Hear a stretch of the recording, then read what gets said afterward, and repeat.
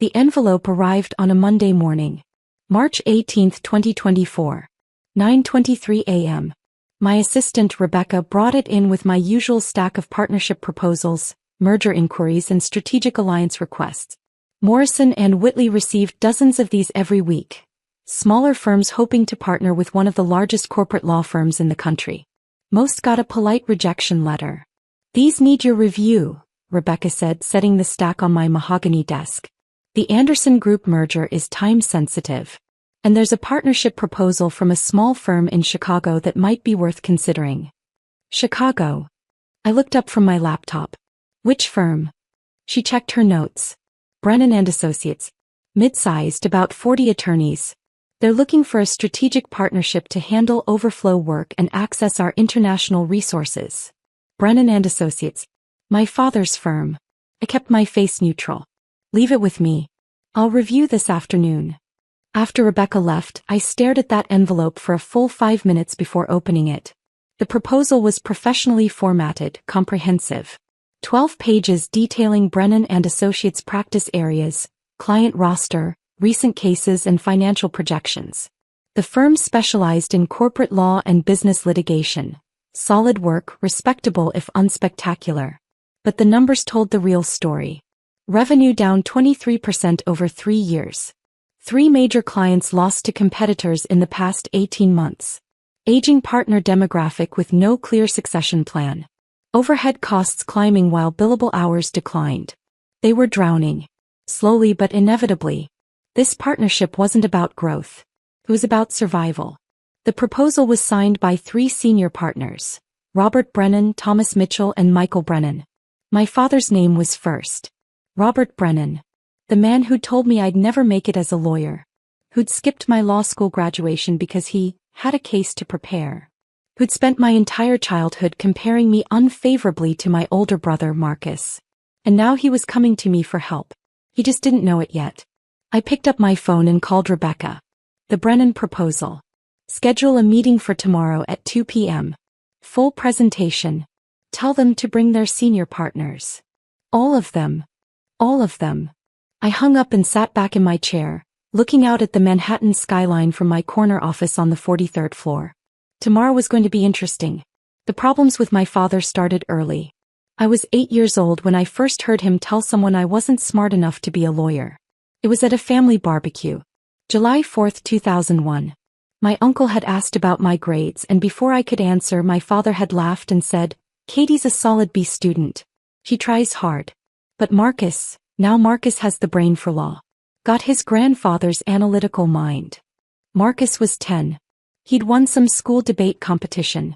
My father had been talking about it for weeks. I'd gotten straight A's that semester but no one mentioned it. By the time I was in high school the comparison was constant. Marcus joined the debate team.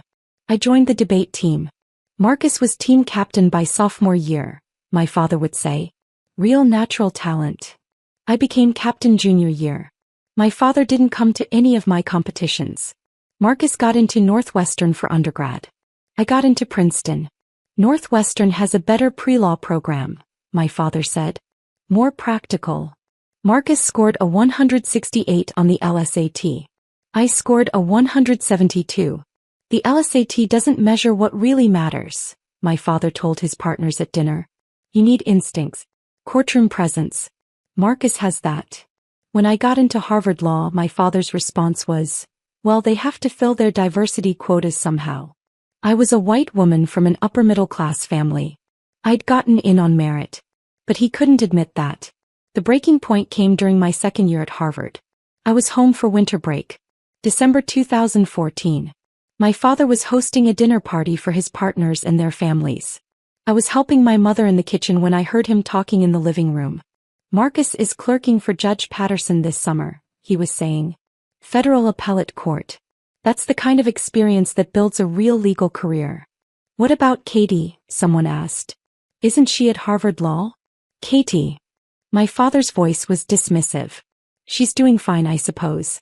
But she doesn't have what it takes to be a real lawyer. Too soft. Too emotional. She'll probably end up in legal aid or something. Helping people with parking tickets. The room laughed. I stood in the kitchen doorway, frozen. My mother touched my arm. Katie, don't. I walked into the living room. 12 people turned to look at me. Actually, I said, my voice shaking but clear, I just accepted a summer associate position at Cravath. Starting salary of $3,800 a week. The room went silent. Cravath, Swain and Moore. One of the most prestigious law firms in the world. My father's face flushed red. Katie, this isn't the time. You're right. It's not the time to humiliate your daughter in front of your colleagues. But you did it anyway. I turned and walked out. I packed my bag, called a taxi and flew back to Boston that night. My father called the next morning. You embarrassed me in front of my partners. You embarrassed me in front of your partners. I was making conversation. You were making me the punchline. Again. I paused. I'm done, Dad. I'm done trying to prove myself to you. I'm done being the disappointment. You're overreacting. I'm reacting exactly right. Don't call me again unless you're ready to apologize. He didn't call. I graduated from Harvard Law in May 2016. Third in my class. Published in the Harvard Law Review. Job offers from 6 top firms. My father didn't come to graduation. He said he had a case to prepare. Marcus came. So did my mother, looking uncomfortable and apologetic. My father had sent a card with a check for $500 and a note. Congratulations. Hope the degree serves you well. No, I'm proud of you. No acknowledgement of my achievements. Just a generic pleasantry he could have sent to anyone. I started at Cravath in September 2016 as a first-year associate. The work was brutal. 100-hour weeks. Impossible deadlines. Partners who yelled when you made the slightest mistake. I saw associates cry in the bathroom, quit without notice, develop drinking problems. I thrived. Because every time I wanted to quit, I heard my father's voice. She doesn't have what it takes to be a real lawyer. And I worked harder. I made partner at Cravath in 7 years. Faster than average. I specialized in complex corporate litigation, representing Fortune 500 companies in bet the company cases. I won. A lot. In 2021, Morrison & Whitley recruited me as a senior partner. In 2023, at 35 years old, I became the youngest managing partner in the firm's history. Morrison & Whitley had 1,200 attorneys across 12 offices worldwide. We represented 40% of Fortune 100 companies. Our annual revenue was $3.2 billion. And I ran it. My father had no idea. We hadn't spoken in 8 years. My mother called occasionally, updating me on family news I didn't ask for. Marcus made partner at your father's firm, she told me 2 years ago. They're so proud. That's great, Mom. Your father asks about you sometimes. Does he? He saw an article about a case you won. The TechCorp merger litigation. He mentioned you did good work. How generous of him. Katie. I have to go, Mom. I'd built my career without his approval. Without his support. Without his acknowledgement. I didn't need him. But now, staring at his firm's partnership proposal, I realized I had something he needed. And tomorrow he was going to find out. Tuesday afternoon. 1:47 p.m. I was in my office reviewing the Brennan proposal one final time. Rebecca had assembled a full analysis. Financial projections, market positioning, competitive advantages, minimal, and risks, substantial. At 1:55 p.m. Rebecca buzzed me. The Brennan party is here. 3 partners. Should I show them to conference room A? Yes. Offer them coffee. I'll be there in 10 minutes. I'd learned this trick early in my career. Make them wait. Not long enough to be rude, but long enough to establish who holds the power. At 2:07 p.m. I walked into conference room A. 3 men stood up. All in their 60s, wearing suits that were expensive but slightly outdated. Men who'd been successful 20 years ago and were trying to hold on to that success. Robert Brennan. My father. 64 years old, graying hair, the same sharp eyes I remembered. He looked tired. Thomas Mitchell. My father's college roommate and co-founder of the firm. 66, jovial face, already sweating slightly. Michael Brennan. My father's younger brother. 61, quiet, analytical. They looked at me with professional smiles. No recognition. Gentlemen, I said, extending my hand. Catherine Morrison. Managing partner of Morrison & Whitley. Thank you for coming. I used my mother's maiden name professionally. Morrison. Not Brennan. My father shook my hand, his grip firm. Robert Brennan. Senior partner of Brennan Associates. This is Thomas Mitchell and Michael Brennan. Still no recognition. I'd changed since he'd last seen me. Different hair, professional wardrobe, 8 years older. And he wasn't looking for his daughter. He was looking for a business opportunity. We all sat down. I've reviewed your proposal, I said, opening the folder in front of me. Before we dive in, why don't you tell me about your firm? What makes Brennan Associates a good fit for Morrison & Whitley? My father launched into his pitch. 40 years of corporate law experience. Solid client relationships. Deep knowledge of the Chicago market. A proven track record. He was good. Confident, professional, persuasive. But I could see the desperation underneath. In the way his hand tightened on his pen when he mentioned recent market challenges. In the slight pause before he gave their revenue numbers. Your financials show a 23% revenue decline over 3 years, I said. What's driving that? Thomas shifted uncomfortably. Market consolidation. Clients moving to larger firms with more resources. That's why we're here, my father interrupted smoothly. We recognize that the legal market has evolved. Clients want global reach, specialized expertise, technological infrastructure. Things that a firm our size can't provide alone. But you can provide them together with us, I said. Exactly. Brennan Associates brings 40 years of client relationships and Chicago market expertise. Morrison & Whitley brings resources, global reach and prestige. Together we'd be formidable. I made a note. You've lost 3 major clients in 18 months. Why should we believe the remaining clients will stay through a partnership transition? My father's jaw tightened slightly. Those clients left due to industry consolidation, not service issues. One of them left for Miller & Cross, I said, referencing my briefing materials. A firm smaller than yours. That's not consolidation. That's competition. Silence. Ms. Morrison, Michael spoke up, his voice calm. You're right. We've faced challenges. But we've also survived for 40 years in a competitive market. Our client relationships are strong. Our legal work is excellent. We're not here because we're failing. We're here because we're smart enough to evolve. Better answer. More honest. Tell me about your succession plan, I said. Your senior partners are all over 60. Who's the next generation of leadership? Another uncomfortable pause. We have several strong associates, Thomas said. Marcus Brennan, Robert's son, just made partner. He's 36, excellent trial lawyer. One new partner isn't a succession plan, I said. What happens when the 3 of you retire?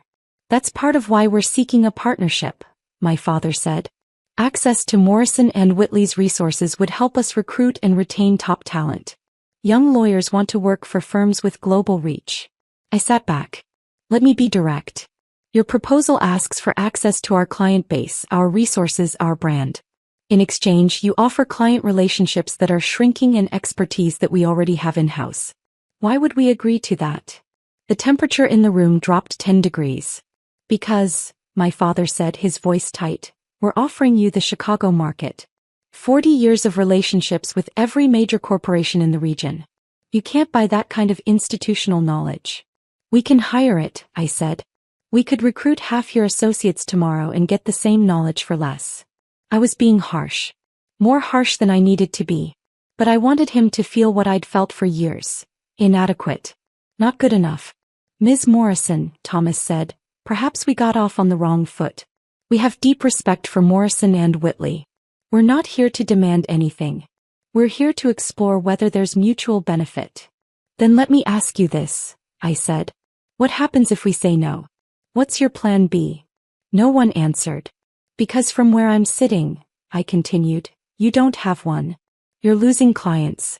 Your revenue is declining. Your partners are aging out. Without this partnership, you're looking at a slow decline into irrelevance. My father's face was red now. That's a rather harsh assessment. It's an accurate assessment. Your proposal's financial projections are overly optimistic. Your client retention assumptions are unrealistic. And your value proposition to us is minimal. I closed the folder. Gentlemen, I appreciate you coming in. But I don't see a fit here. Wait, my father said sharply. You're rejecting us? Just like that. Unless you have something else to add. We have 40 years of excellence. His voice was rising. We've built one of the most respected firms in Chicago. We've represented Fortune 500 companies, won major cases, trained dozens of successful lawyers. You're dismissing that because of 3 bad years. There was the ego. The inability to accept that he wasn't the most important person in the room. I'm dismissing it, I said calmly, because it doesn't meet our strategic needs. Morrison and Whitley partners with firms that bring unique value. I'm not seeing that here. My father stood up abruptly. This is absurd. We came here in good faith. And I reviewed your proposal in good faith, I said, remaining seated. The answer is no. You're making a mistake. I rarely make mistakes, Mr. Brennan. He stared at me, his face flushed with anger and humiliation. And something else. Something in his eyes. A flicker of Katie. My mother's maiden name. Morrison. But I had my father's eyes. And now in his anger he finally saw it. Katie? He repeated, his voice uncertain. I stood up slowly. Hello, Dad. The color drained from his face. Thomas looked between us, confused. You two know each other? Robert is my father, I said. Though we haven't spoken in 8 years. Michael sat back heavily. Oh my God. You're Catherine Morrison? My father's voice was barely a whisper. You've been Catherine Morrison this whole time? I use my mother's maiden name professionally. Has been my legal name for 7 years. But you're the managing partner of Morrison and Whitley? For 18 months now. Before that I was a senior partner at Kravitz. But you wouldn't know that. You haven't asked about my career since I graduated from Harvard Law. Which you didn't attend, by the way. Thomas stood up. Robert, you said you had 2 children. A son who's a lawyer and a daughter who... He stopped, clearly remembering what my father had told him about me. Who what? I asked. Who works in legal aid? Who handles parking tickets? Who doesn't have what it takes to be a real lawyer? My father looked like he might be sick. Ms. Morrison, Michael said carefully, perhaps we should reschedule this meeting. There's nothing to reschedule, I said. The answer is still no. Katie, please, my father started. It's Catherine. Or Ms. Morrison. We're not on first-name basis. This isn't about our personal relationship. Isn't it? I looked at him directly. You spent my entire life telling me I wasn't good enough. That I didn't have what it takes. That my brother was the real lawyer. You skipped my law school graduation. You haven't called in 8 years. And now you show up at my firm needing my help and you expect what? Professionalism?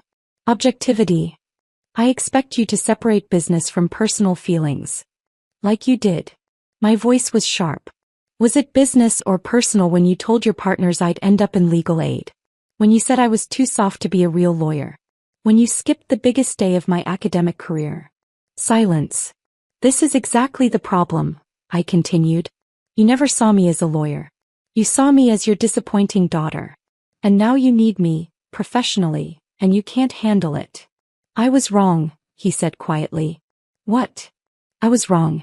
About you. About your capabilities. About everything. I waited.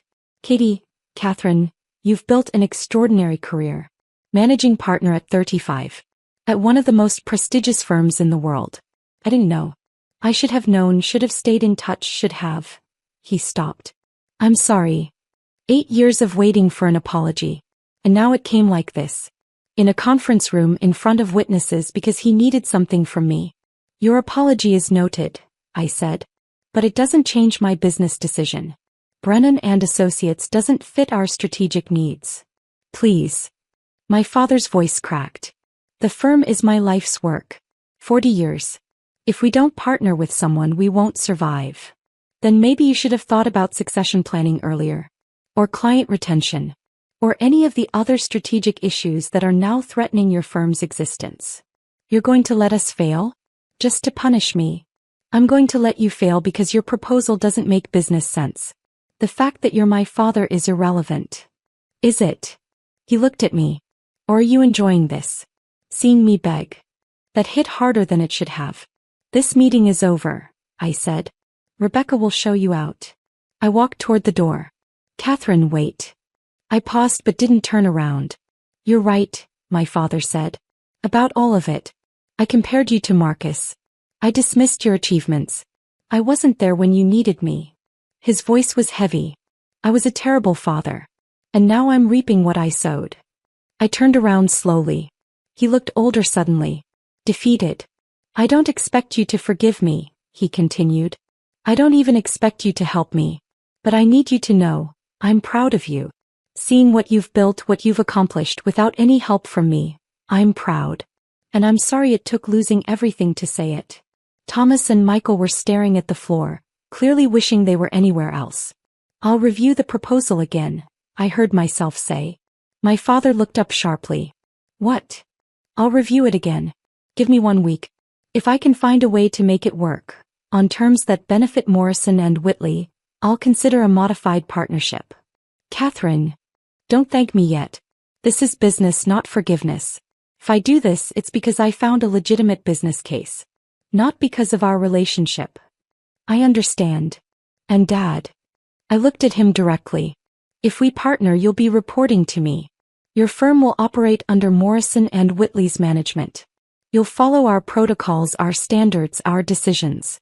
If you can't handle that, if you can't handle your daughter being your boss, then walk away now. He swallowed hard. I can handle it. We'll see. I walked out of the conference room and went straight to my office, closing the door behind me.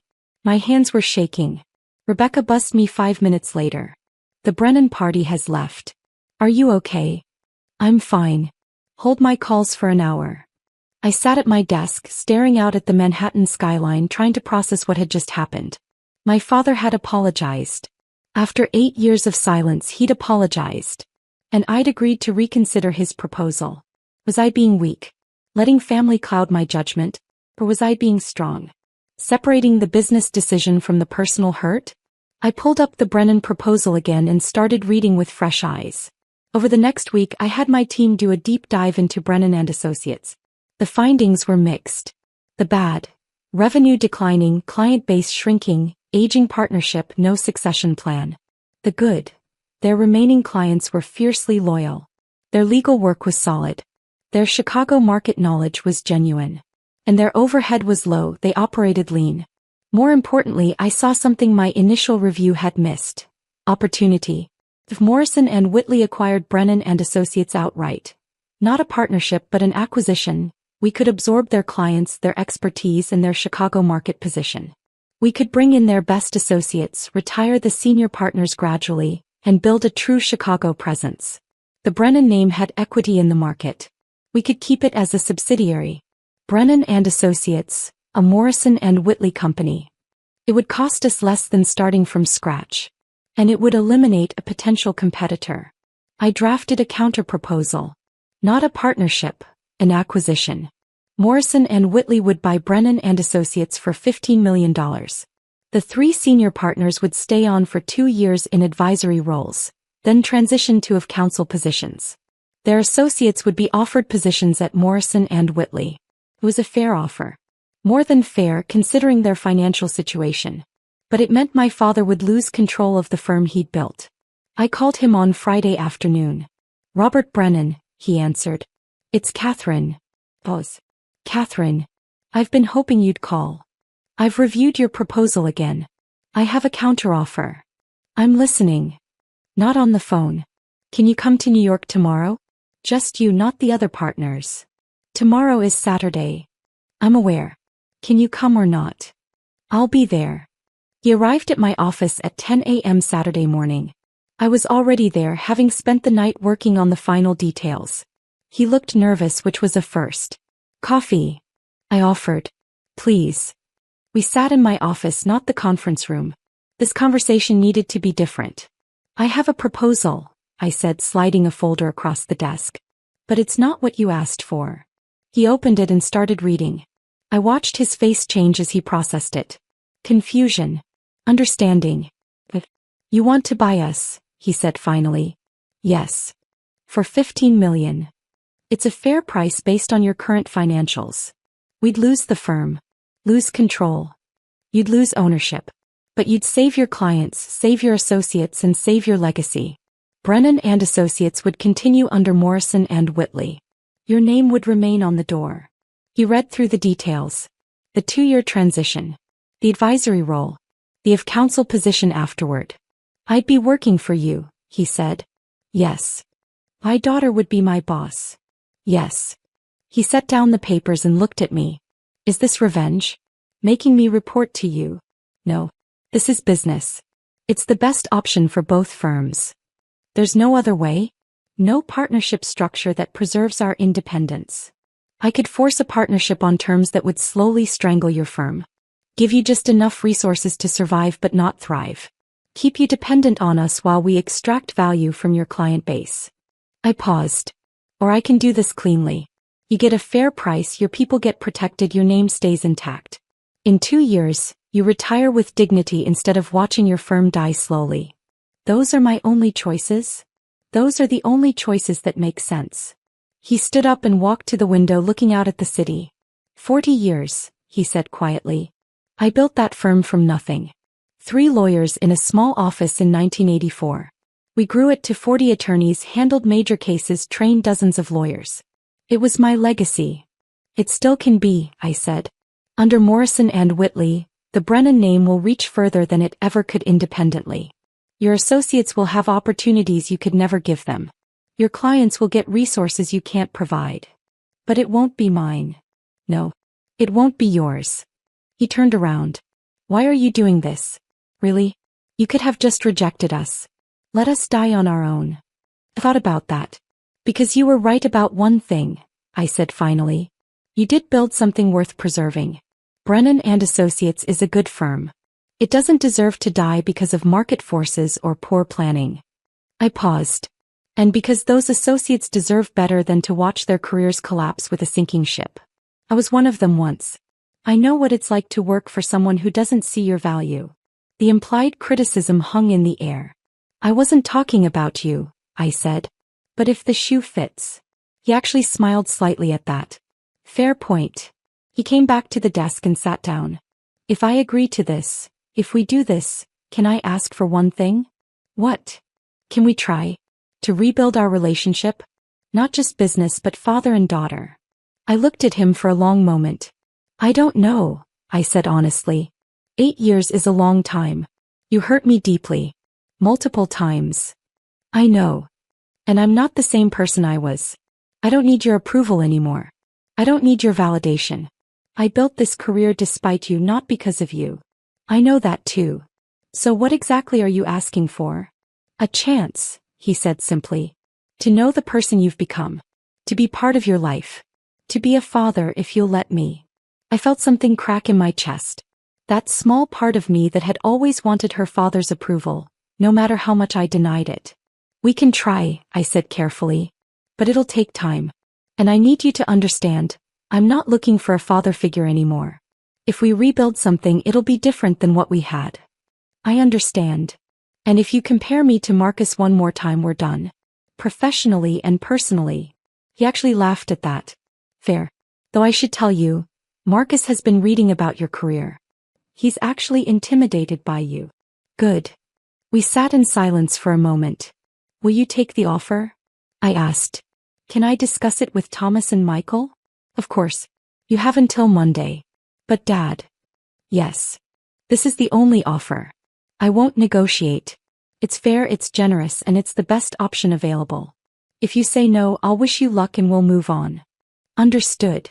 He stood up, gathering the proposal documents. At the door he paused. Catherine. Yes. I really am proud of you. I should have said it years ago. I should have been saying it all along. Yes, I said. You should have. After he left, I sat in my office for a long time thinking. I'd proven him wrong. I'd built the career he said I couldn't. I'd become the lawyer he said I'd never be. And now he needed me. Part of me wanted to feel triumphant. Vindicated. Dad, I just felt tired. Proving people wrong was exhausting. Even when you won, you lost something in the process. Monday morning, my phone rang at 8:47 a.m. Catherine Morrison. It's Robert. We're accepting your offer. I let out a breath I didn't know I was holding. All 3 partners agreed? Unanimously. We know it's the right choice. Good. I'll have our legal team draw up the formal documents. We'll aim to close in 60 days. Thank you, Catherine, for giving us this option. It's good business, Dad. Don't make it more than it is. But I was smiling when I said it. The acquisition closed on May 28, 2024. Brennan Associates became a wholly owned subsidiary of Morrison & Whitley. The transition was smoother than I'd expected. My father, Thomas, and Michael were professional throughout. They helped onboard their associates, transitioned client relationships, and accepted their new roles without complaint. Marcus called me 2 weeks after the closing. Katie, it's Marcus. Hi, Marcus. I just wanted to say, thank you for what you did. A lot of firms would have just let us die. You didn't have to help. I didn't do it for family reasons. I know. But still. You gave Dad a dignified exit. That means something. We talked for an hour. About our careers, about the acquisition, about our father. He talks about you constantly now, Marcus said. Shows everyone your articles, tells clients you're his daughter. It's kind of annoying actually. I laughed. Really? Really? I think he's trying to make up for lost time. Overcompensating. How do you feel about that? Honestly, relieved. I was tired of being the golden child. The pressure was exhausting. You could have said something. So could you. Fair point. My father and I started having dinner once a month. Awkward at first, then gradually more natural. We talked about cases, about the firm, about the legal profession. Slowly we talked about other things. About Mom. About my childhood. About what we'd both lost in those 8 years of silence. I was threatened by you, he admitted one night over Italian food in Little Italy. You were always smarter than Marcus. Quicker. More determined. And I couldn't handle it. Why not? Because you reminded me of me at your age. Ambitious, hungry, unwilling to settle. And I knew if I encouraged you you'd surpass me. Which you did anyway. So you tried to hold me back. I tried to convince myself you weren't as good as you were. It's shameful. I'm ashamed of it. Good, I said. You should be. But I reached across the table and squeezed his hand. 6 months after the acquisition, I promoted 3 Brennan Associates to partner at Morrison & Whitley. All 3 were exceptional lawyers who'd been held back by the old firm's financial constraints. My father attended the announcement. Afterward he pulled me aside. Those 3, they would have left if you hadn't acquired us. We'd have lost them. I know. You saved their careers. I gave them opportunities they'd earned. He smiled. You're a better managing partner than I ever was. Yeah, I said. I am. We both laughed. A year after the acquisition, my father officially retired. We threw him a party at the office. 200 people, partners and associates from both firms. I gave a speech. Robert Brennan built Brennan Associates from nothing 40 years ago. He created opportunities for dozens of lawyers, served clients with distinction, and contributed significantly to the Chicago legal community. I paused. He also happens to be my father, which made this acquisition complicated in ways most mergers aren't. The room laughed. But I want to say this publicly. Dad, you taught me more than you know. You taught me resilience by making me develop it on my own. You taught me determination by giving me something to prove. You taught me the value of success by withholding your approval until I no longer needed it. I looked at him directly. You weren't always the father I needed. But you inadvertently gave me the skills to become the lawyer I wanted to be. So thank you. For the lessons you meant to teach and the ones you didn't. He was crying. So was I. After the party we stood on the balcony of my office, looking out at the Manhattan skyline. I'm sorry, he said. For the 100th time I'm sorry. I know. Are we okay? Really? I thought about that. About the 8-year-old girl who wanted her father's approval. About the 27-year-old who graduated from Harvard Law alone. About the 35-year-old managing partner who'd proven everyone wrong. We're getting there, I said. It's not perfect. Might never be perfect. But we're getting there. That's enough for me. We stood in comfortable silence. Katie, he said quietly, using the nickname I'd forbidden. I didn't correct him. I know I don't get to be proud now. I didn't earn that right. But I want you to know, if I had supported you from the beginning, if I had been the father you deserved, I don't think you'd be standing here right now. What do you mean? You became this successful partly because you had something to prove. Because you had to be twice as good to get half the recognition. He paused. If I'd been supportive, maybe you'd have been comfortable. Settled. Good but not great. So you're taking credit for my success? He laughed. God no. Your success is entirely yours. I'm just saying, sometimes the obstacles make us stronger. Even when those obstacles are our own fathers. I thought about that. Maybe, I said. Or maybe I'd have been just as successful with a supportive father. We'll never know. No. We won't. Another pause. But for what it's worth, I said, I forgive you. He looked at me sharply. Really? Really? It doesn't undo the hurt. It doesn't erase the years. But I forgive you. Because holding on to that anger is exhausting. And because you're trying. Finally. He pulled me into a hug. I let him. Thank you, he whispered. Thank you. We stood there on that balcony, managing partner and retired senior partner, daughter and father, while the sun set over Manhattan. I'd proven him wrong. I'd become the lawyer he said I'd never be. But more importantly, I'd become the person I wanted to be. With or without his approval. Though I had to admit, having it now felt pretty good too.